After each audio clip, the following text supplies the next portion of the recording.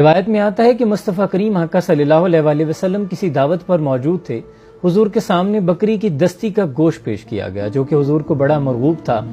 حضور اس میں سے کاٹ کاٹ کر تناول فرمانے لگے۔ جوش رحمت آیا۔ حضور نے فرمایا کہ میرے صحابہ، تم جانتے ہو قیامت کے روز میں تمام انسانوں کا سردار ہوں گا، اور تم جانتے ہو قیامت کے روز اللہ تمام لوگوں کو ایک چٹیل میدان میں کیوں جمع کرے گا؟ تاکہ دیکھنے والا اپنے سامنے تمام لوگوں کو دیکھ سکے اور سنانے والا تمام لوگوں کو اپنی بات سنا سکے، اور اس روز سورج قریب کر دیا جائے گا، سوا نیزے پہ ہوگا، شدید گرمی کا عالم ہوگا، ہر بندہ اپنے ہی پسینے میں شرابور ہوگا، نفسا نفسی کی کیفیت ہوگی۔ تو کچھ لوگ کہیں گے کہ تم نہیں دیکھتے کہ ہم کس مصیبت میں مبتلا ہو گئے ہیں؟ کیا تم نہیں دیکھتے کہ ہم کتنے پھنس چکے ہیں؟ کسی ایسے شخص کو کیوں نہیں بلاتے جو اللہ سے ہماری شفاعت کرے؟ تو کچھ لوگ کہیں گے کہ تمہارے باپ تو آدم علیہ السلام ہیں۔ تو وہ لوگ حضرت آدم علیہ السلام کے پاس جائیں گے اور عرض کریں گے کہ سیدنا آدم علیہ السلام، آپ ابو البشر ہیں، اللہ تعالیٰ نے خود آپ کو اپنے دست قدرت سے بنایا ہے اور آپ کو تمام فرشتوں سے سجدہ کروایا اور آپ کو جنت میں سکونت بخشی، آپ اللہ سے ہماری شفاعت کیوں نہیں کرتے؟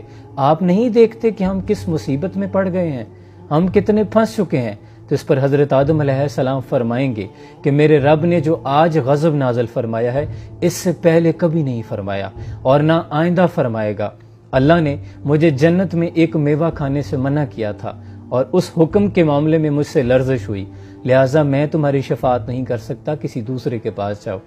کچھ لوگ حضرت نوح علیہ السلام کے پاس آئیں گے اور عرض کریں گے کہ اے نوح علیہ السلام، اللہ نے آپ کا ایک نام میرا شکر گزار بندہ رکھا ہے اور آپ کو دنیا میں پہلا رسول بنا کر بھیجا، آپ نہیں دیکھتے کہ ہم کس مصیبت میں پھنس گئے ہیں؟ تو اس پر حضرت نوح علیہ السلام فرمائیں گے کہ میرے رب نے جو آج غضب نازل فرمایا اس سے پہلے نہیں فرمایا، نہ آئندہ فرمائے گا، میں اس معاملے میں تمہاری مدد نہیں کر سکتا، کسی دوسرے کے پاس جاؤ۔